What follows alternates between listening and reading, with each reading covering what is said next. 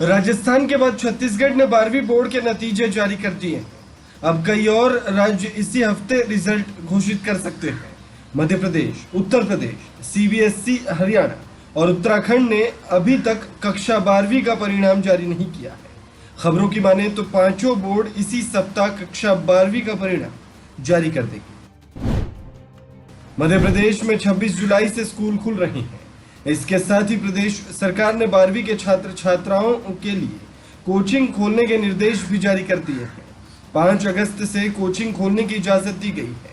हालांकि कोरोना की रोकथाम के मद्देनजर बच्चों की सुरक्षा के लिए सभी शिक्षकों और कर्मचारियों का वैक्सीनेशन जरूरी किया गया है।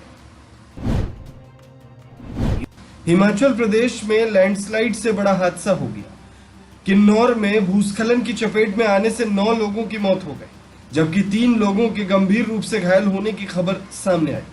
जानकारी के मुताबिक बटसेरी के गुंसा के पास चट्टानें अचानक से गिरना शुरू हुई, जिसके बाद देखते ही देखते हालात भयानक हो गए। यूपी के सीएम योगी आदित्यनाथ अगले साल होने वाले विधानसभा चुनाव में अयोध्या सीट से चुनाव लड़ सकते हैं। वहीं डिप्टी सीएम केशव प्रसाद मौर्य कौशाम्बी की सिराथू और डॉक्टर दिनेश शर्मा को लखनऊ पश्चिमी सीट से चुनाव लड़ाया जा सकता है। बीजेपी ने सत्ता में वापसी के लिए यह रणनीति तैयार की है।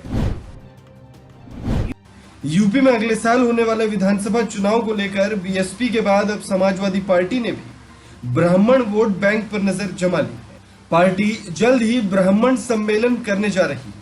इसके चलते समाजवादी पार्टी के अध्यक्ष अखिलेश यादव ने पार्टी के 5 ब्राह्मण नेताओं से मुलाकात भी की।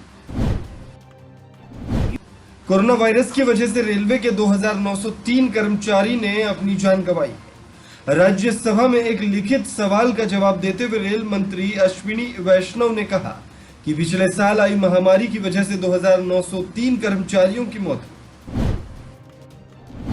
कोरोना वायरस का एक बार फिर नया म्यूटेशन मिला है। पिछले कुछ हफ्तों में अमेरिका के अंदर कोरोना के नए मामले मिले हैं और उन सभी में वायरस का डेल्टा 3 वेरिएंट मिला है, जो डेल्टा की तुलना में न सिर्फ ज्यादा फैलने की क्षमता रखता है, बल्कि वैक्सीन ले चुके या फिर संक्रमित हो चुके लोगों को फिर से बीमार कर सकता है। किसानों के मुद्दे पर कांग्रेस महासचिव प्रियंका गांधी ने मोदी सरकार पर निशाना साधा है। प्रियंका गांधी ने कहा कि बीजेपी सरकार ने संसद में कहा कि न तो उसने काले कृषि कानूनों पर किसानों की मंशा जानने की कोशिश की और न ही उसके पास शहीद किसानों का कोई आंकड़ा है। अपने खरबपति मित्रों का चश्मा लगाकर आंखों का पानी मार चुकी ये सरकार बस किसानों का अपमान किए जा रही है। महाराष्ट्र में भारी बारिश के चलते बाढ़ और भूस्खलन से हालात बेहद खराब है।